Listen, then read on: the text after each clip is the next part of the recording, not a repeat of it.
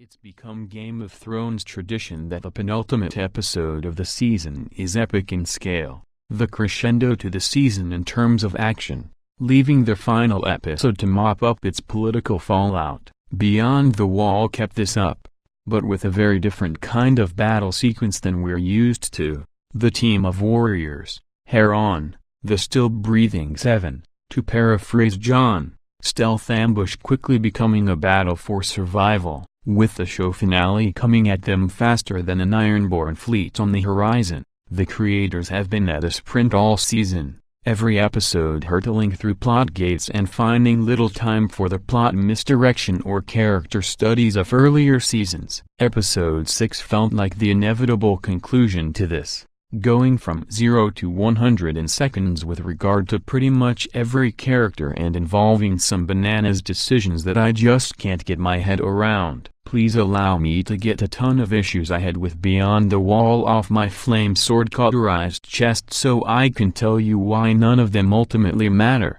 Why was Arya so pissed about how Sansa acted as a team that she hinted she would like to see her tortured? How did this trouble Sansa so much that she immediately began plotting to kill her own sister? Why didn't she question Littlefinger's advice given she called him out earlier in the season? Why didn't she question where Arya got the letter from? Why does Daenerys oscillate between tyrant and tearful egalitarian? Why did Jon continue to slay whites after every member of the still-breathing Seven, SBS, had boarded Drogon? What kind of lightning-quick ravens have they got in Westeros? Why did the Whites and White Walkers just wait for ages around the edge when they had ice javelins the whole time? Why did they have Benjen save Jon, when it could have been Rhaegal swooping into the water and scooping up the secret Targaryen, better serving the overarching narrative? How ridiculous and kamikaze was that whole SBS mission in retrospect. I wish I hadn't had these thoughts during the episode, as there's nothing more boring than poking holes in a fantasy show,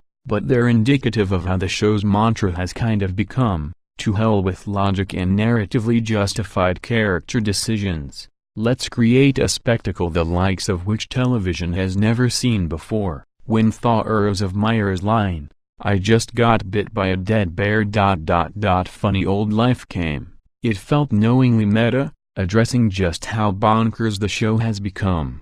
The part where I say however, this very criticism is also a plus, if you disengage your critical faculties and just enjoy the episode for what it is, a rip-roaring piece of entertainment. Childish joys I experienced during the episode to counterbalance the issues above. How cool is Jon? He's so nice. He tried to give Jorah his family sword back. What a good guy. He's very stoic but occasionally gives this whisper of a smile and it's so endearing. Beric can set his sword on fire. The Hound threw a snowball at a reanimated corpse. Tyrion said wise things like fear makes their power brittle because everyone beneath them wants to see them dead. Tormund is consistently hilarious. This is shot beautifully. The costumes look incredible. The dragons are badass. The ice dragons are even more badass. Ultimately, it's these fist-pumping moments that won out for me. It's absurd to compare Game of Thrones to the artistry of a Sopranos or a Wire by this point, but it's unparalleled in terms of thrill and I will miss it very much when it's gone, in just 7 episodes' time.